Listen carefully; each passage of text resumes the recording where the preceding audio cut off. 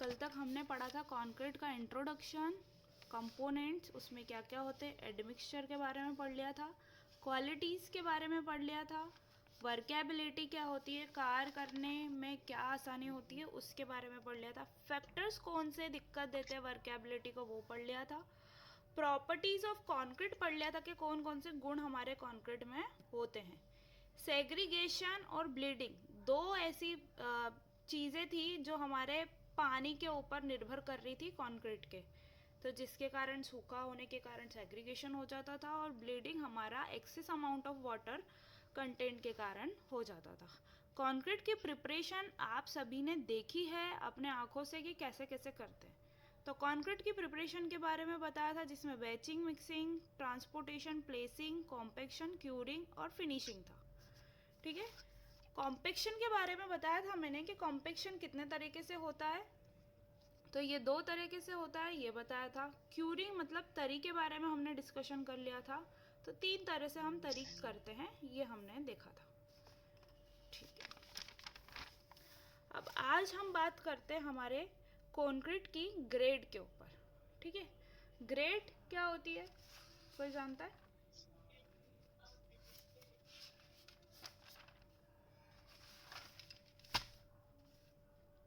हाँ, कोई जानता है ग्रेड क्या होती है?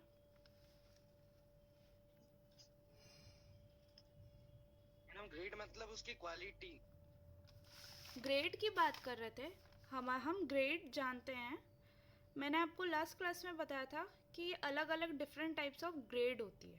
ठीक है, एक बार फिर से बता दे रही हूँ कि ग्रेड हम कैसे निकालते हैं या कैसे हम सुनिश्चित करते हैं कि हमारा कंक्रीट ग्रेड कौन सा वाला चल रहा है। ठीक है, तो हम क्या करते हैं, सबसे पहला स्टेप, संजय और सक्षम आप दोनों कल मेरी क्लास में आए थे, तो हम जब कंक्रीट प्रिपेयर करते हैं तो क्या स्टेप होता है प्रिपरेशन ऑफ कंक्रीट में? मैडम प्रिपरेशन ऑफ कंक्रीट में कुल 7 स्टेप्स होती है। पहला स्टेप कौन सा होता है? इसमें पहली बैचिंग यानी रेशियो लेना, बैचिंग। दूसरी होती है मिक्सिंग बस बस ये यानी बैचिंग ही सूखा चाहिए थी, मसाला बस मिलाना मेरे को और उसके बैचिंग बाद चाहिए थी, फिर उसमें पानी हो गया, डालना। मेरे को बस बैचिंग चाहिए थी। ठीक है, संजय सही बोला इसने। ठीक है।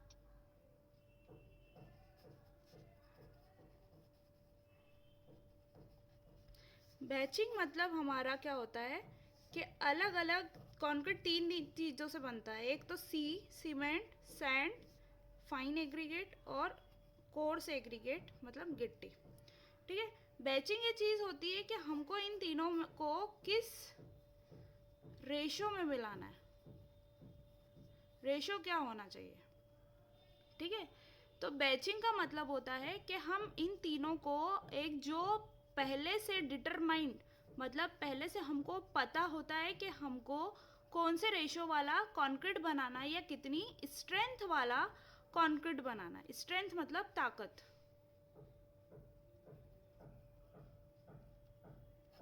ठीक है, कितनी ताकत वाला कंक्रीट बनाना है। अब ताकत, कंक्रीट की ताकत बेटा सिर्फ एक ही चीज़ में होती है। शुरू से पहली क्लास में बता रही हूँ कंक्रीट की ताकत क्या होती है, सिर्फ एक ही चीज़ में होती है। अगर ये मेरा कंक्रीट का डब्बा है या कंक्रीट का क्यूब है, क्यूब क्यों लेती हूँ मैं हर बारी? क्यूब क्यों लेती हूँ? क्योंकि जब भी हम कुछ चीज़ का टेस्ट लगाते हैं, सैंपल लगाते हैं, तो क्यूब ही लेते हैं, क्योंकि वो हमारी क्या होती है, कौन सी मशीन होती है ये, कौन सी मशीन होती है ये? Compressive test machine. Compressive testing machine.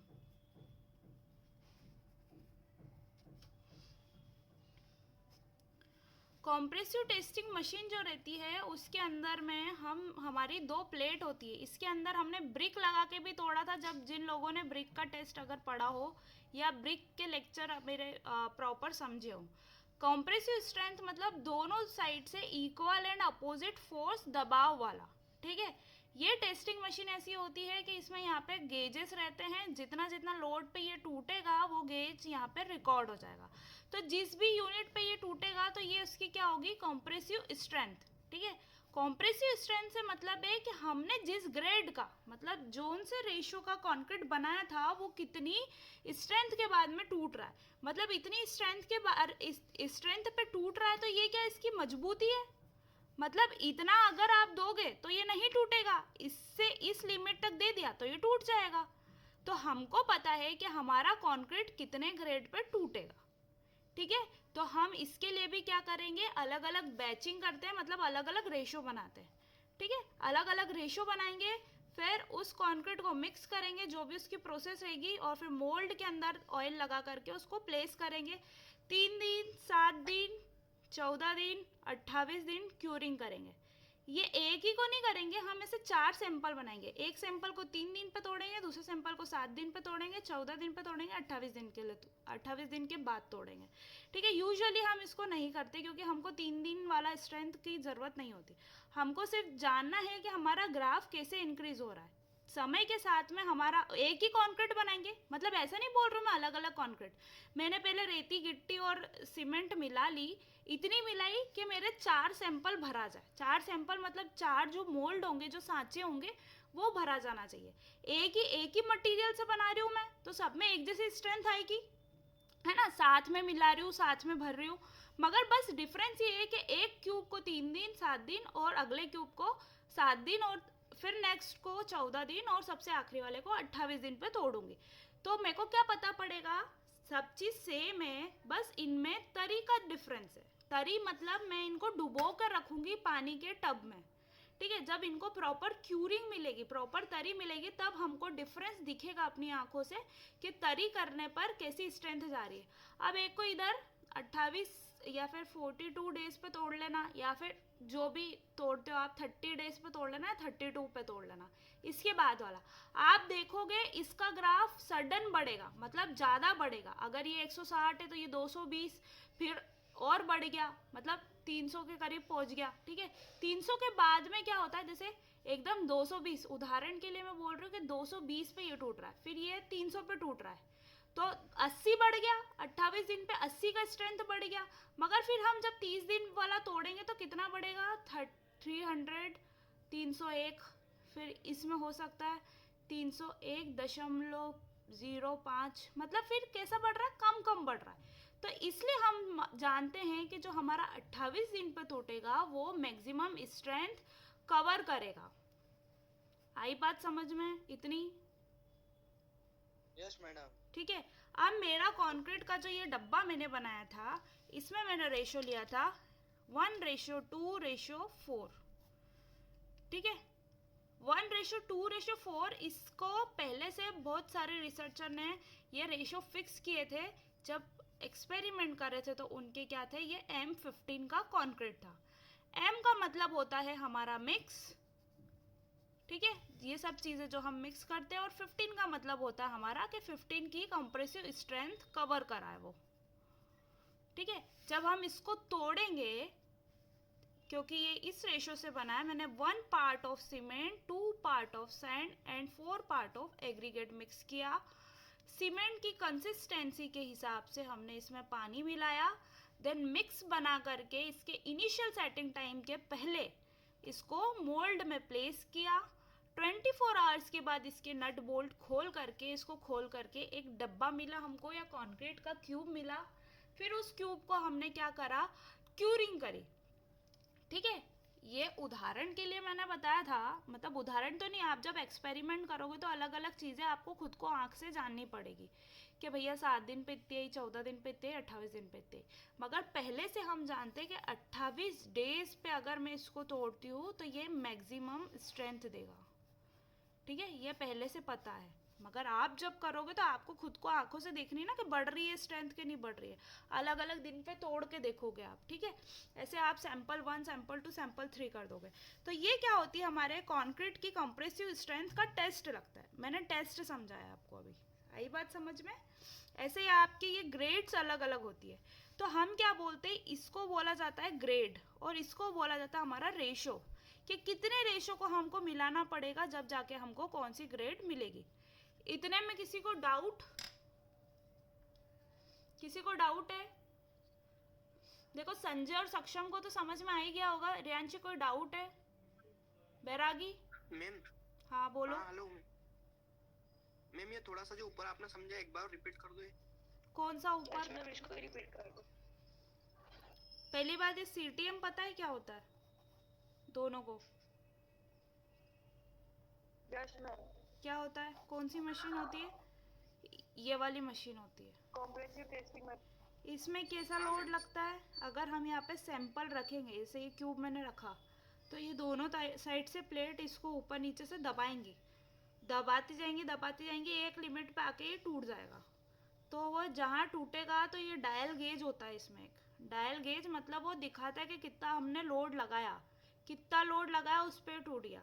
तो यहाँ से मिलती है हमको, क्या मिलती है? कॉम्प्रेसिव स्ट्रेंथ, मतलब इसकी ताकत कितनी है, कितना झेल सकता है, कहाँ पे आके टूटेगा ये।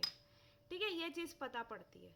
अब दूसरी चीज़, मैंने जब कंक्रीट बताया था तो आपको बताया था कंक्रीट 3 चीज़ों से मिलके बनता है। कौन कौन सी 3 चीज़ें रियांशी? सैंड। हाँ सैंड लिख गया मैंने। और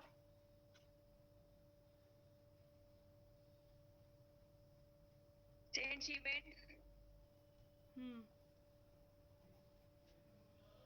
एग्रीगेट।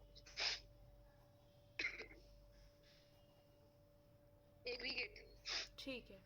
अब इन तीनों का मैं समझा रही हूँ ग्रेड। ठीक है, ग्रेड क्या चीज़ होती? इन तीनों चीज़ों का एक रेशो लेना। रेशो मतलब अनुपात, कि कितना हमको क्या लेना है, तो हम इनका रेशो लेते अलग अलग हिसाब में।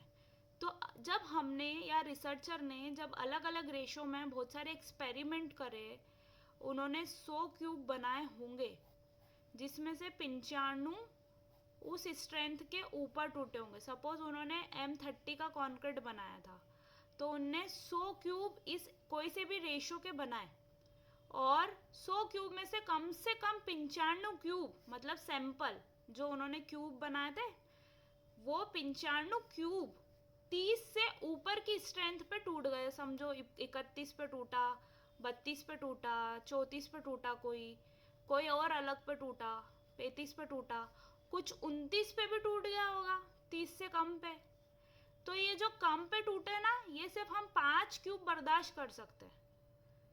95 से 5, मतलब 100 से 5 कम। अगर 5 से 6 भी ज़्यादा आ जाएगा ना, तो ये हमारा टेस्ट फेल हो जाएगा। हम बोल देंगे कि ये जो हमारा कॉन्क्रीट है ये M30 का नहीं है। तो जब क्यूब बनाते हैं 100, और 5 को क्यों माफ़ कर देते हैं? क्योंकि हो सकता है 5 जो हमने भरे होंगे, तो उसमें सैंड ज़्यादा भरा गई होगी। जब हमने प्लेसिंग करी होगी, तो हो सकता है उसको ढंग से कॉम्पैक्ट नहीं किया होगा। ये सब चीज़ें मैं कल की क्लास में समझा चुकी थी कि कॉम्पैक्ट करना होता है हमको, प्रॉपर तरीके से सही टाइम के अंदर प्लेस करना होता है। हो सकता है हमने इनिशियल सेटिंग टाइम ये 100 क्यूब भर रहे होंगे, तो कुछ ना कुछ हमारी गलतियाँ हो जाती है भरते हुए। तो हम क्या करते हैं, 5 को एरर में ले लेते हैं। एरर मतलब कुछ गलतियों में ले लेते हैं, 5 की छूट देते हैं। और जब अगर 95 के ऊपर हमारा क्यूब टूट रहा है 30 से ऊपर, तो हम बोल देंगे कि भैया ये हमारा जो कंक्रीट का रेशो है वो M30 की स्ट्रेंथ दे रहा है। आई बात समझ में? तो ये M30 की स्ट्रेंथ जब जो भी रिसर्चर ने दी होगी, जो भी रेशो में सैंड, सीमेंट और एग्रीगेट मिलाया होगा, तो वो रेशो फिक्स हो गया। मतलब वो रेशो फिक्स हो गया। जैसे ये मैं बता रही हूँ, 1 सीमेंट लूँगी, 2 सैंड लूँगी और 4 एग्रीगेट लूँगी। ये केजी से बता रही हूँ मैं। जैसे 100 केजी अगर मैंने सीमेंट ली, मल्टीप्लाई बाय 100 कर दिया, 100 केजी सीमेंट, तो 200 केजी में क्या करूँगी, सैंड लूँगी, और 400 केजी क्या करूँगी मैं, हमारा एग्रीगेट लूँगी। ठीक है, इसको 2 से मल्टीप्लाई भी करोगे तो 2 किलो, 4 किलो, 8 किलो। ठीक है, मतलब रेशो पूरे में मल्टीप्लाई होगा। आप कुछ भी चीज़ कितनी भी अमाउंट में बनाओगे तो पूरे में मल्टीप्लाई करे होगा। बैचिंग की प्रोसेस कल मैंने बताई थी, एक वॉल्यूम बैचिंग होती है और एक हमारी वेट के बैचिंग होती है। हाँ संजय, दोनों में से एक्यूरेट कौन सी होती है संजय?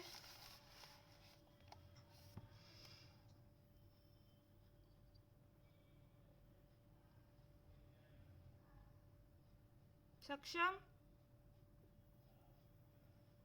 Yes madam. दोनों में से एक्यूरेट कौन सी वाली बैचिंग होती है? सही वेट बैचिंग बैचिंग। कौन सी होती है? Wait batching. वेट बैचिंग सही होती है। ये याद रख लेना, हम हमेशा अधिकतर वेट बैचिंग से करते हैं क्योंकि ये एक्यूरेसी हमको ज़्यादा देती है। ठीक है, तो जो ग्रेड है वो कैसे फिक्स होता है? हमारे अलग अलग रेशो में मिलाने से। रेशो मतलब ये अनुपात। हाँ रियांशी और पवन, आया इतना हाँ समझ में? Yes ma'am. क्या समझाया मैंने, एक बार मेरे को वापस से समझाओ।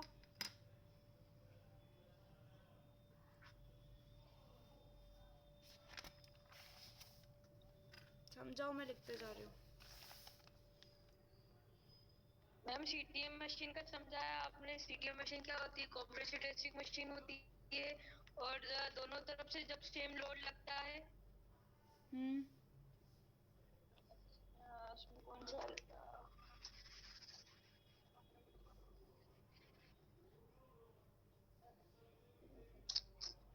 ग्रेड के बारे में क्या हेलो जानते मैम। हो आप? हेलो हाँ बोलो पवन। मैम, मेरे इसमें वीडियो नहीं चल रहा है, मैं लीव करके ज्वाइन करता हूँ अभी। तुम्हारे इसमें तो पहले ही दिन से प्रॉब्लम आ रही है पवन। कौन सा फोन है तुम्हारा?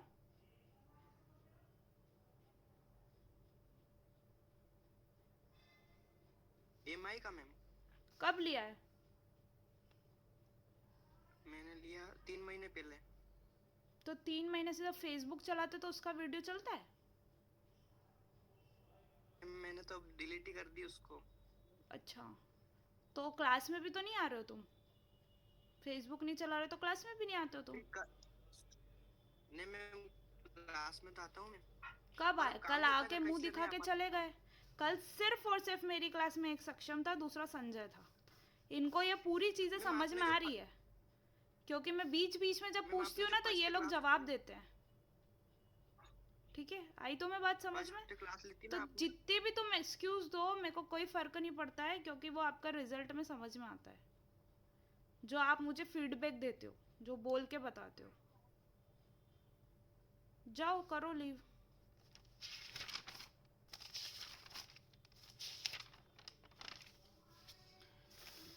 देखो अब समझो, सक्षम और संजय दो लोगों पे फोकस करूंगी क्योंकि यही दो आते हैं मेरी क्लास में रेगुलर। ग्रेड होती है हमारी M5, M7.5, M10, M15, M20, M25, M30। इसके आगे भी हमको स्ट्रेंथ वाली ग्रेड्स अलग अलग मिलती है 35, 40, 50। मगर ये चीज़ों को हमको ना स्पेशल मिक्स डिज़ाइन होती है। अलग अलग तरीके से हमारी मिक्स डिज़ाइन होती है। एक अमेरिकन मिक्स डिज़ाइन होती है, एक हमारी इंडियन स्टैंडर्ड मिक्स डिज़ाइन होती है। ठीक है, वो कैसे फिक्स होते हैं? इसमें क्या होता है, साइज़ का इतना बाउंडेशन नहीं होता। जब हम मिक्स डिज़ाइन करते हैं तो उसमें हमारे जो बोल्डर्स होते हैं या जो हमारे एग्रीगेट होते हैं उनके साइज़ पे बहुत ज़्यादा निर्भर होना पड़ता है। ठीक है, यहाँ तो आप बस चेक कर लोगे कि आपको कोर्स एग्रीगेट मिलाना है और सिर्फ फाइन एग्रीगेट डालना है और सीमेंट डालना है। ठीक है, मगर जब हम हाई स्ट्रेंथ वाला कंक्रीट जब बनाते हैं तो जब उसका बैचिंग भी करते हैं ना, बैचिंग मतलब जब रेशो भी लेते हैं ना, तो ऐसे रेशो नहीं देखेंगे, फिर हम ये देखेंगे कि कितने साइज का हमको कौन सा एग्रीगेट डालना है। ठीक है, तो वो स्पेशल मिक्स डिज़ाइन में काउंट होता है। ठीक है, ये नॉर्मली हमारे यहाँ बन जाता है। समझ में आ रही है दोनों को इतनी बात? एक्चुअल में ये होता है जब हम हाई स्ट्रेंथ में जाते हैं तो उसमें हमको एक्यूरेसी भी ज़्यादा चाहिए होती है और प्लस उसकी जो हम बैचिंग करते हैं उसमें जो एग्रीगेट लेते हैं वो भी हमारा एक स्टैंडर्ड साइज और शेप का होना चाहिए, मतलब राउंडेड होना चाहिए या शार्प एजेस वाला होना चाहिए। जो हमारी गिट्टी होती है या फिर जो रेती होती है उनमें कितना चीज़ें होना चाहिए तो हम पहले से उसको टेस्ट करते हैं सैंपल में। ठीक है, जब जा करके हम हाई स्ट्रेंथ का हमारा कंक्रीट डिज़ाइन कर सकते हैं। हम नॉर्मली पढ़ते हैं कि हमारा जो M5 का 5 मतलब M मतलब मिक्स और 5 मतलब उसकी कॉम्प्रेसिव स्ट्रेंथ। ठीक है, अगर ये वाला हमको कंक्रीट बनाना तो हम 1:5:10 रेशो रखते हैं। ठीक है, पहला पार्ट तो हमारा सीमेंट का, दूसरा पार्ट हमारा सैंड का और अगला पार्ट हमारा एग्रीगेट का। मतलब आप देख रहे हो 10 किलो एग्रीगेट में आप 5 किलो तो रेती डालोगे। ठीक है, 15 किलो तो यही चीज़ें हो गई, और 1 किलो आप सीमेंट डाल दोगे तो कैसा, मतलब आपको समझ आ रहा है कैसा सूखा सूखा, और सीमेंट में बाइंडिंग प्रॉपर्टी नहीं रहेगी, ठीक है। तो ये सीमेंट का जो आपका रेशो अलग हुआ, जिसके कारण से हमारी जो स्ट्रेंथ आई है ये 5 की आई है। फिर अगला आपने देखा 7.5, स्ट्रेंथ बढ़ गई 7.5 हो गई। इसके लिए आपने क्या करा, 1:4:8 करा, ठीक है। बातें समझ में आई आपको? मैम 4 पार्ट सीमेंट का और 8 पार्ट हमारा एग्रीगेट का, 12 पार्ट तो आपका ये अलग ही हो गया, मतलब कुछ ना कुछ इससे कम हमारा वेट इन दोनों का हो गया, और सीमेंट का पहला पार्ट मतलब 1 kg। फिर M10 की हेलो बात मैम। करते हैं, 1:3:6। M15 का मैं आपको एग्जांपल लेके शुरू से बता रही हूँ, 1:2:4, ठीक है। इससे कौन सी स्ट्रेंथ का कंक्रीट बनता है, M15 का। और दूसरी चीज, हम M20 से नीचे का कंक्रीट अब हमारे कंस्ट्रक्शन में यूज नहीं करते हैं। आई बात समझ में? क्योंकि इतने कम स्ट्रेंथ का हमको कंक्रीट की ज़रूरत कहीं भी नहीं होती, हमको हाई स्ट्रेंथ के कंक्रीट की ही ज़रूरत होती है। तो हम अधिकतर जगह जहाँ कम कंस्ट्रक्शन हो रहा है, मतलब जहाँ कम लोड लग रहा है, वहाँ पर हम M20 का कंक्रीट यूज़ कर सकते हैं। और अधिकतर नॉर्मल जगह बीम कॉलम भरने के लिए या तो 25 का लेंगे या 30 का लेंगे, ठीक है। आई बात समझ में? क्योंकि हमको चाहिए होती स्ट्रेंथ ज़्यादा, मगर हमको ये पढ़ना है कि कौन से रेशो से कौन सा कंक्रीट बनता है। तो ये होता है हमारा ग्रेड, और ये होते हैं हमारे रेशोज। आई इतनी बात समझ में? मैं पूछ रहा था मैम, हाँ M50 और